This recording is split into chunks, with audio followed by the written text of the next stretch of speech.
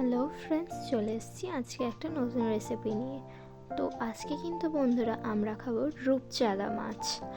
হ্যাঁ, আপনারা কারা কারা চেনেন এই মাছটা অবশ্যই কিন্তু আমাদেরকে জানাবেন কমেন্ট বক্সে। সো এখানে দেখতেই পাচ্ছেন মাছগুলো সব নুন হলুদ মাখিয়ে ভাজতে দিয়ে দেওয়া হলো তেলেতে। একে একে এই মাছটাও ভেজে নেওয়া হবে এখন।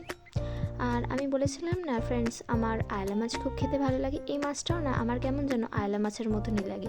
তো এই মাছটাও আমি খুব ভালো খাই। আপনাদের কাদের কাদের রূপচাঁদা মাছ খেতে ভালো লাগে অবশ্যই কিন্তু আমাকে জানাবেন কমেন্ট বক্সে। সো এই মাছটা বেসিক্যালি আমরা বেগুন দিয়েই খাই, বেগুন ছাড়া খাই না। আপনারা কারা কারা বেগুন দিয়ে খান সেটাও কিন্তু জানাবেন আমাকে। যেহেতু আমরা বেগুন দিয়ে খাই সেই হেতু এখানে কিন্তু বেগুন কেটে নিয়ে ভেজে নেওয়া হয়ে গেল, বেগুনটাও তুলে রাখা হয়েছে মাছের সাথে। সো ওই মাছ ভাজা কড়াইতেই আমরা জিরে আর তেজপাতা ফোড়ন দিয়ে নেব।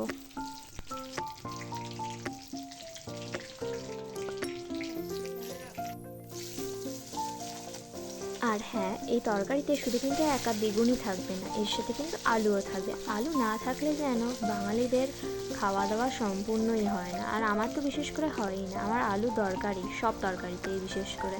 আর যদি কোনোদিনও কোনো তরকারি নাও হয়, আমি ভাতেতে আলু সিদ্ধ দিয়েও খেয়ে নিতে পারি, আমার এতই ভালো লাগে খেতে। তো আপনারা কারা কারা আমার মতো আলু লাভার তারা কিন্তু অবশ্যই জানাবেন কমেন্ট বক্সে, যে যারা হচ্ছে গিয়ে তরকারিতে আলু ছাড়া খেতেই পারে না ভাত। তো এখানে দেখতেই পেলেন আলু তো আমরা হচ্ছে গিয়ে নুন আর হলুদ ছেড়ে নিলাম, আর ওতে সামান্য কিছুটা জল অ্যাড করে দিলাম পরিমাণ মতন। তো বন্ধুরা, এখানে একটা কথা বলার আছে আমার। আমি কিছুটা সিন একটু প্রবলেমের কারণে রেকর্ড করতে পারিনি। সেটা হলো গিয়ে যখন এই আলুতে জলটা দিয়েছিলাম, জল দেওয়ার পর কিন্তু জলটা কিছুক্ষণ টানিয়ে নিয়েছিলাম। টানিয়ে নেওয়ার পর তাতে কিন্তু আমরা মশলা দিয়েছিলাম, সেটা হলো গিয়ে সর্ষে, আদা দিয়েছিলাম 2 কোয়া মতন, আর কাঁচা লঙ্কা শুকনো লঙ্কার পেস্ট যেটা ছিল সেটা করে রেখেছিলাম, করে ওটা দিয়ে দিয়েছিলাম। দেওয়ার পর আবার সামান্য জল দিয়েছিলাম মশলাটা একটু কষিয়ে নেওয়ার পর। জল দেওয়ার পর এতে কিন্তু আমরা একে একে বেগুন আর এই মাছগুলো ছেড়ে দিয়েছিলাম। তো একটু প্রবলেমের কারণে রেকর্ডটা করতে পারিনি, আপনাদের আমি জানিয়ে দিলাম।